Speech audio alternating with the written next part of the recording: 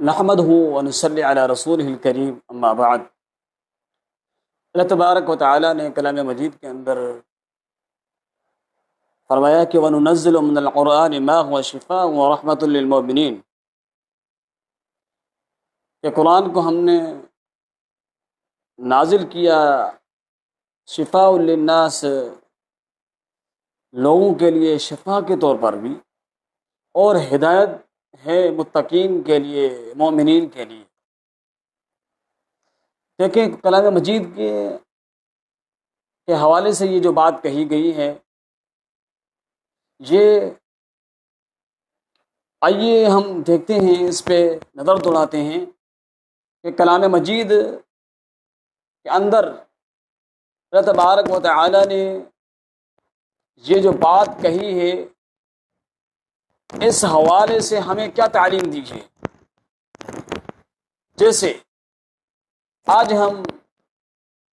اپنی اولاد کے حوالے سے سخت پریشان ہوتے ہیں، اولاد کے حوالے سے۔ سب سے پہلے بات تو ہمیں اللہ تبارک و تعالی سے جب ہم دعا مانگتے ہیں تو اس دعا مانگتے وقت جو ہمیں الفاظ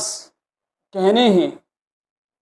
وہ اسی کلام مجید کے اندر موجود ہیں،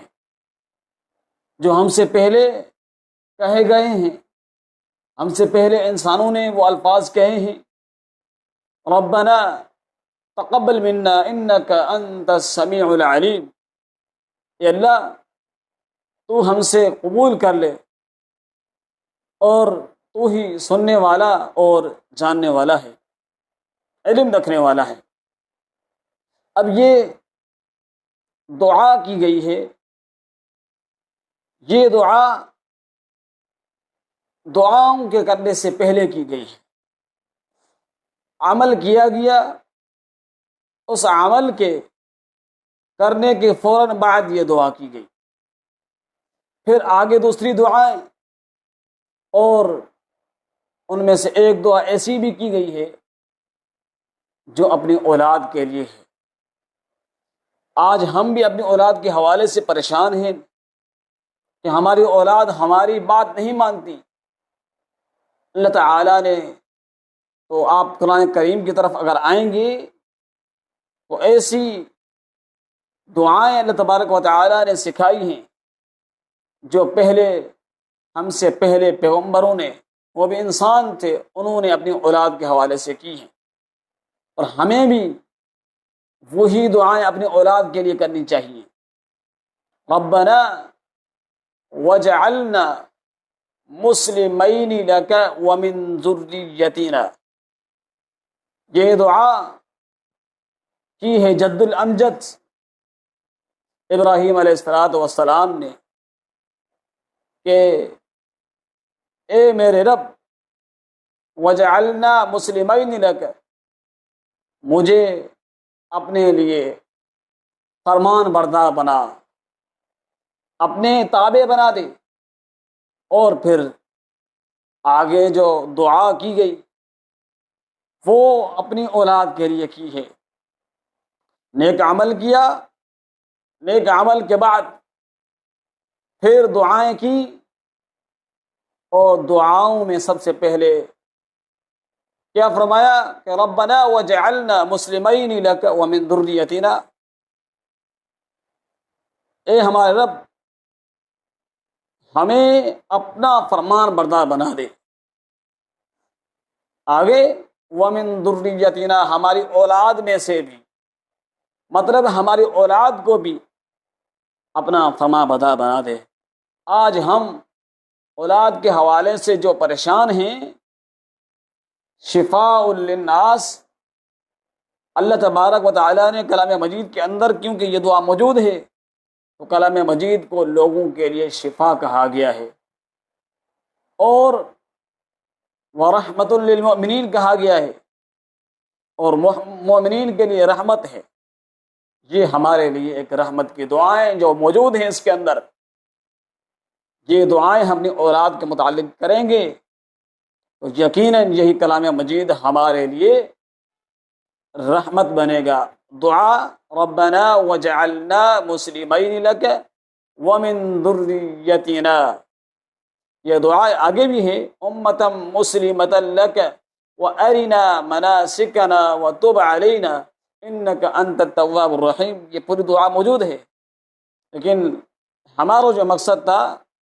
وہ اپنی اولاد کے حوالے سے ہمیں جو بات بیان کرنی تھی وہ اس کے اندر موجود ہے، تو ہمیں بھی اللہ تبارک و تعالی سے انہی دعاؤں کے ساتھ،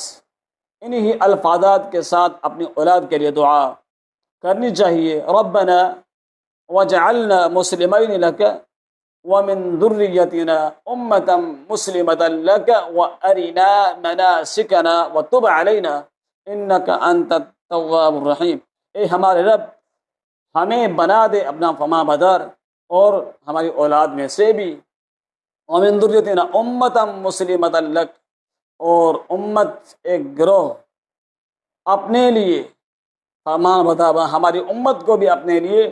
فرمان بردار بنا دے۔ امتا مسلمۃ لک وارنا مناسکنا، اور ہمیں سکھا، ہمیں